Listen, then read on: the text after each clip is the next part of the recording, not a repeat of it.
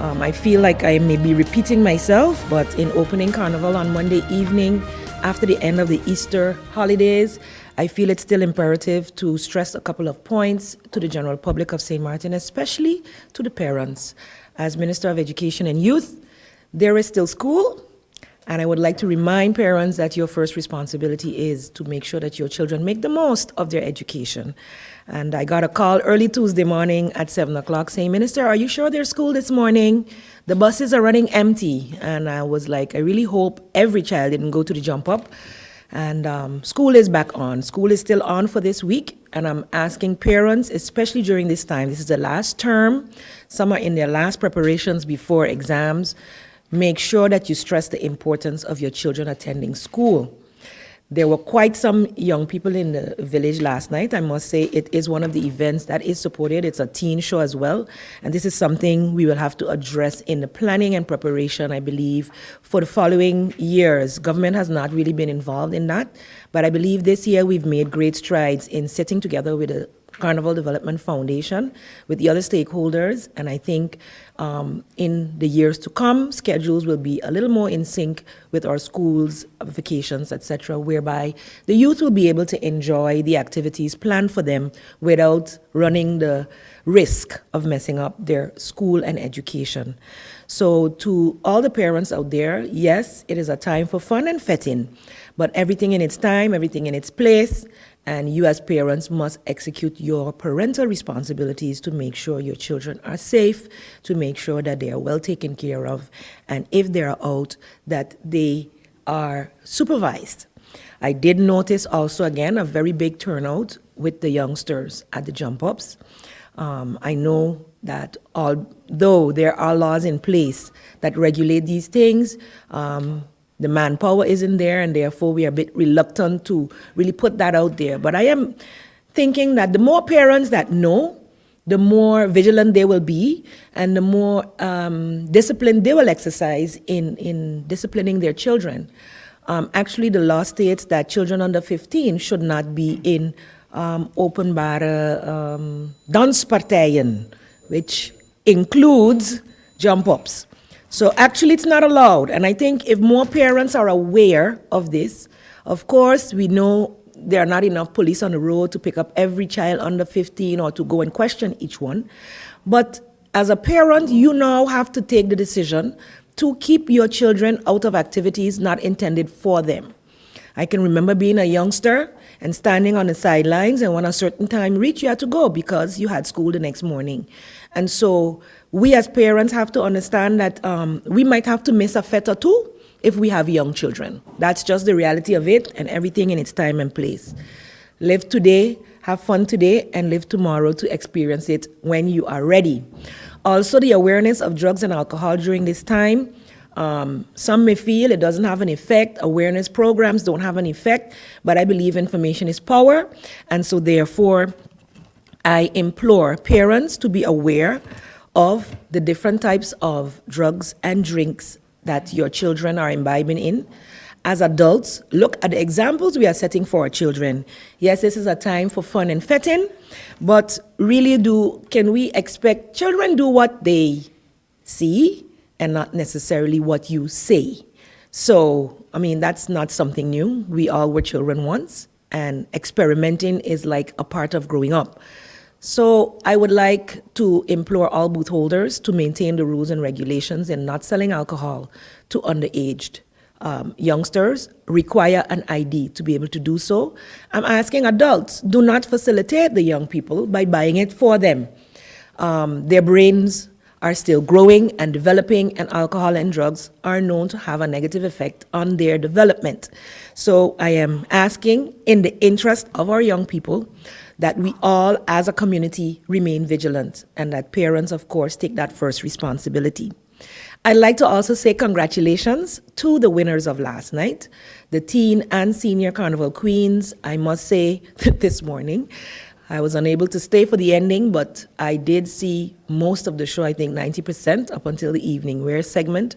I also visited the debate that they had earlier this year, and I could see who the front runners would be. And I'm glad to see that intelligence and beauty scored the points along with performance. There was a great amount of talent on the stage last night.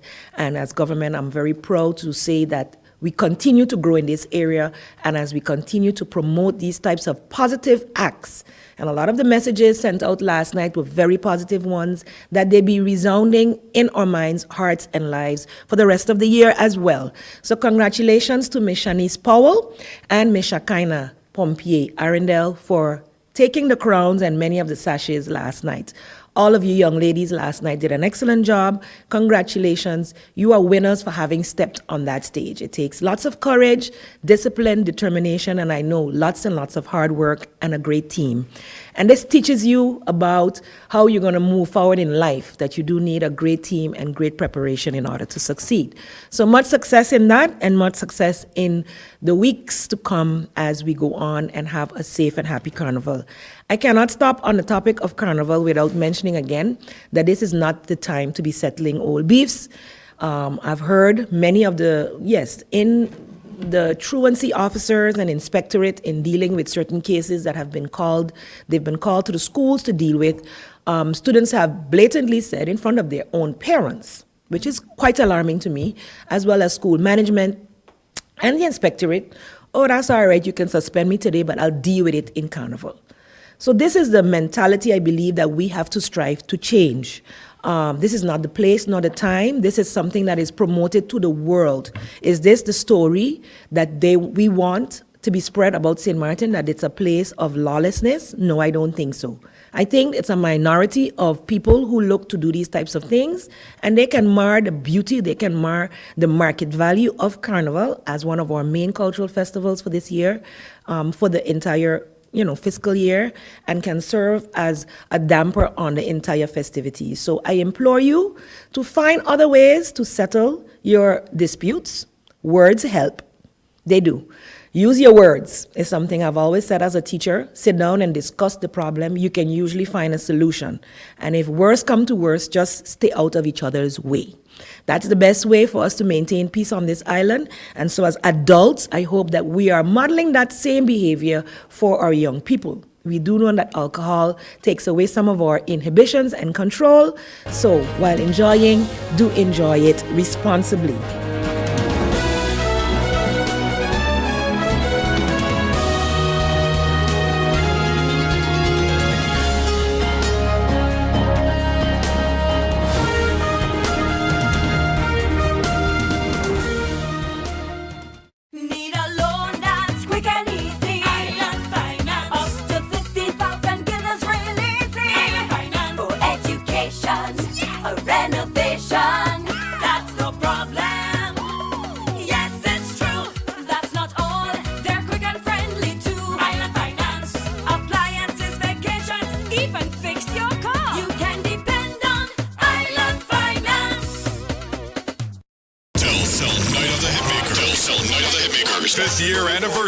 Friday, April 28th at Carnival Village, featuring Impact Band, Kai, formerly known as Carry Me, Are you ready? Jean-Marc Ferdinand, Claudius Phillips, Farmer Nappy, and the Queen of Bacchanal, Destra.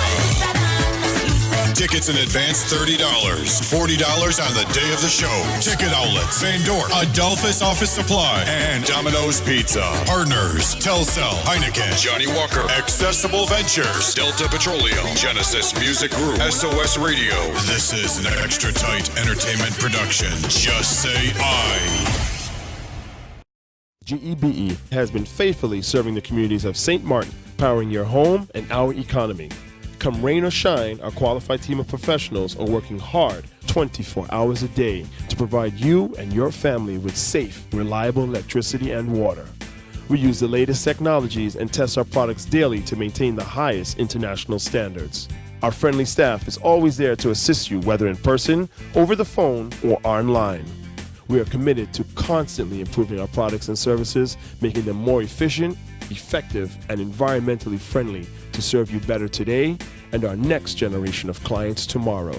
GEBE, powering a brighter future. Our friend Megawati is here with tips to save you energy. 1. Turn your airco temperature up. 2. Use a ceiling fan instead. 3. Buy energy-saving products. Save some green with NVGEBE. Hey guys, did you know that now with Telcel, if you accumulate $25 or more within one calendar month, you get 15 more? 15 more? Yes, 15 more. However you want. So I can top up $3 now, $10 next week, and so on until I reach or pass $25? That's right. Get 15 more. Wow! I feel like a 15 again. Yeah. Right. Accumulate $25 or more within one calendar month and get 15 more. Telcel, when you want more. It's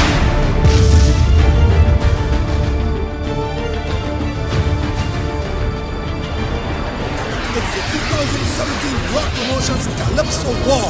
The Calypso Eliminations is over, and now it's on to the finals. 10 of St. Martin's best Calypsonians will try to dethrone the reigning Calypso monarch, Shakia, on April 20th. Fish the Mega Ball, the Fox, Young Khalid the Protégé, His Majesty Baker Jr., King Repeater, Ebony Impress, Impress Z, Mighty Magic, Lady Baker, and King Barrow have that opportunity. Thursday, April 20th, 8 p.m. sharp in the Carnival Village. It's going to be the biggest Calypso war ever experienced in St. Martin. Your referee is Fernando Clark. $15 gets you in. Tickets go on sale from 11 a.m. at the Carnival Village on April 20th.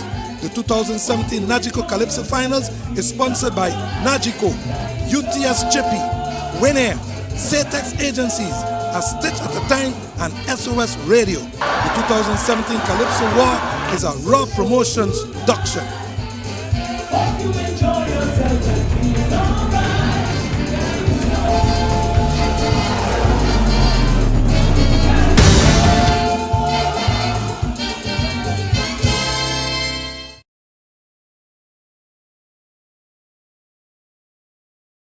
Is about the media, about the role of journalism in our democracy. Media, as you know, has a very critical role in a proper functioning democracy. Media is there to ensure that our people have access to accurate, factual, balanced, and unbiased information, because that information is critical in their entire decision-making process. So without infringing on anyone's freedom of speech, I'd like to make a recommendation to the industry to look at establishing guidelines.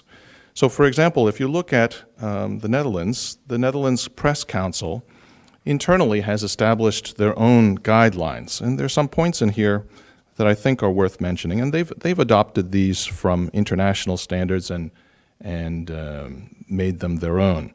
But in there, for example, a journalist would avoid one-sided or biased reporting, hearing both sides of the argument. So when publishing accusations, a journalist will investigate whether there's a sound basis for them.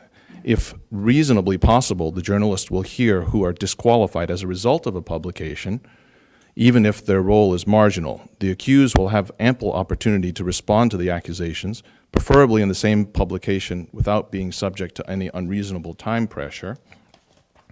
And as well, if a journalist who appears to have reported incorrectly or incompletely on a certain essential point will make a suitable and generous rectification as soon as possible of their own initiative. And I see one of our journalists here making some faces and saying, where are we going with this? What's the reason for it? Well, while I was in Holland, I was very disturbed to read an article about how Minister Lee committed $200,000 to Sunwing while attending CHTA Marketplace. Fact is, every minister knows that they are not allowed to commit over 50,000 guilders without an approval process. And certainly as a minister filling in for a minister of tourism, I wouldn't even venture to execute that authority for a ministry that I'm representing on a few days basis. So how is business in CHTA Marketplace conducted? This is an event where buyers and suppliers, this means that tourist offices, hotels, for example, meet together with tour operators and they discuss plans for the future. They discuss possible marketing cooperative efforts. We had discussions with Expedia, with TripAdvisor, with Sunwing, with a number of different tour operators. And by the way, in all of those meetings, I was accompanied by a representative of the tourist office or from the cabinet of the minister. And so in those meetings, and we are dealing with professionals who understand that you need a signature on a contract.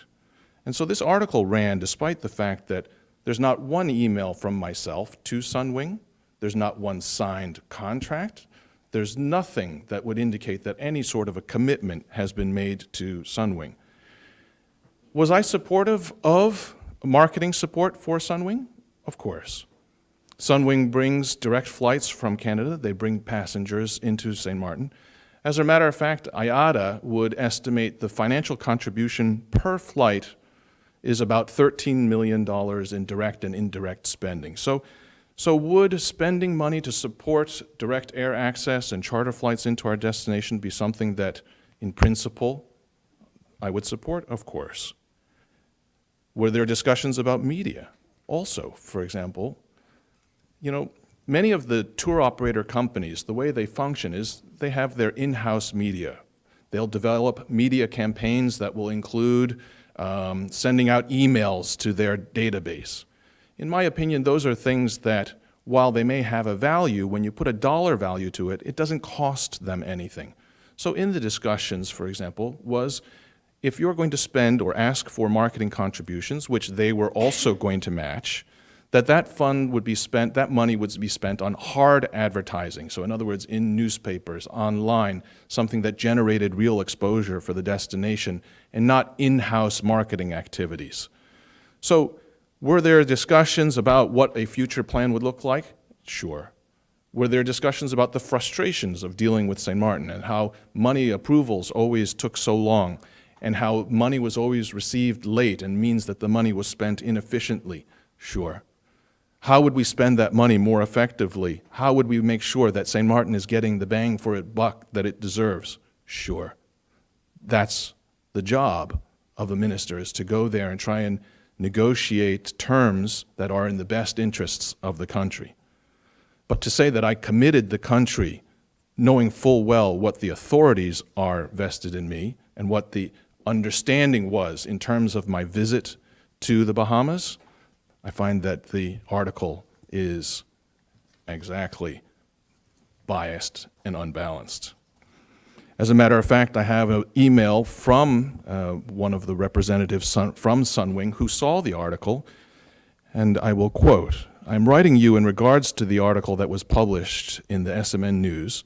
Firstly, we're deeply disturbed that a confidential email is misquoted and misrepresented, and secondly, that it be brought up in the media."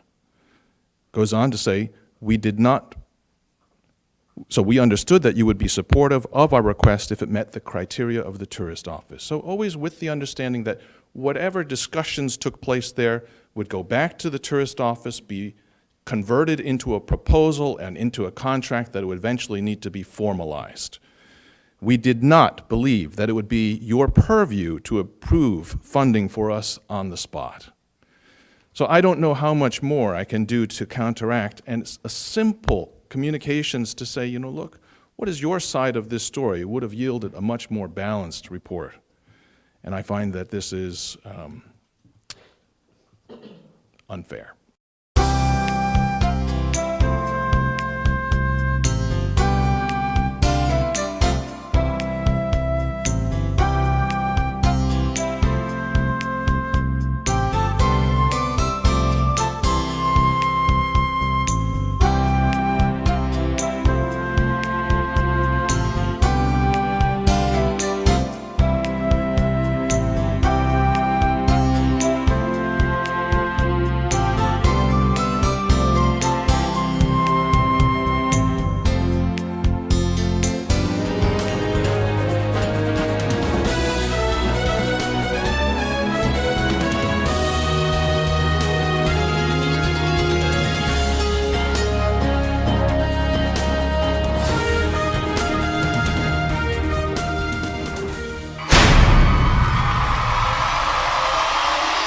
Together to support one another.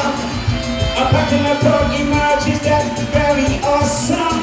It's really happening in St. Martin.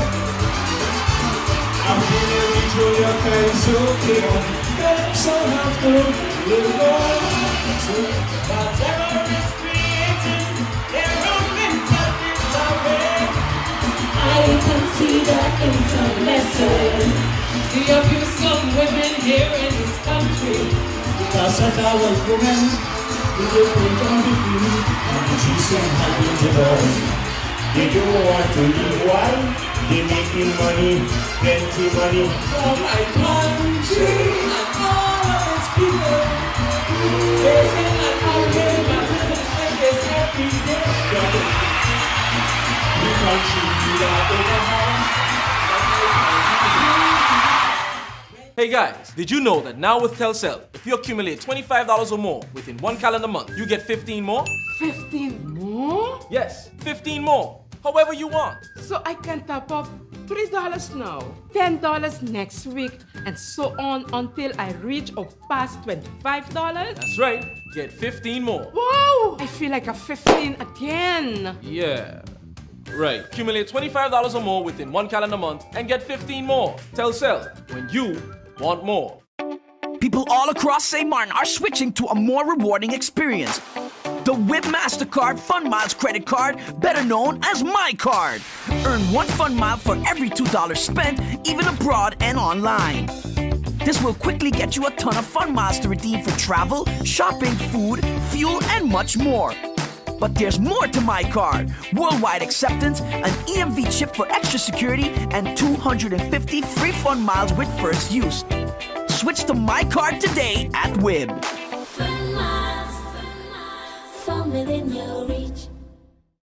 Telcel Night of the Hitmakers. Telcel Night of the Hitmakers. 5th year anniversary. Friday, April 28th at Carnival Village. Featuring Impact Band. Kai, formerly known as Carry Me. Are you ready? Jean-Marc Ferdinand. Claudius Phillips. What time is it? Farmer Nappy. And the Queen of Bacchanal, Destra. Tickets in advance $30, $40 on the day of the show. Ticket outlets, Van Dorp, Adolphus Office Supply, and Domino's Pizza. Partners, Telcel, Heineken, Johnny Walker, Accessible Ventures, Delta Petroleum, Genesis Music Group, SOS Radio. This is an extra tight entertainment production. Just say I.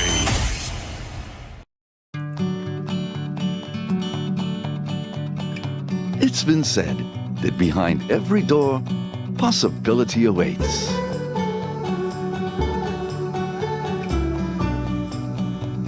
How much possibility depends on which door you open first. Every day, we help our customers discover the possibilities in their lives. It all starts with a conversation.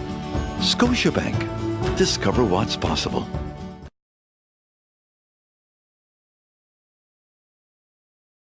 That I really put some thought into it. We really sat down and came up with a concept for a long time now, and it's coming together well, you know. And I'm about to. I think we're gonna start to rehearse soon, so I'm not gonna let the cat out of the bag. I think that there's songs that people are gonna feel connected to, and of course they're about, you know, we have such an array of political commentary in the papers now.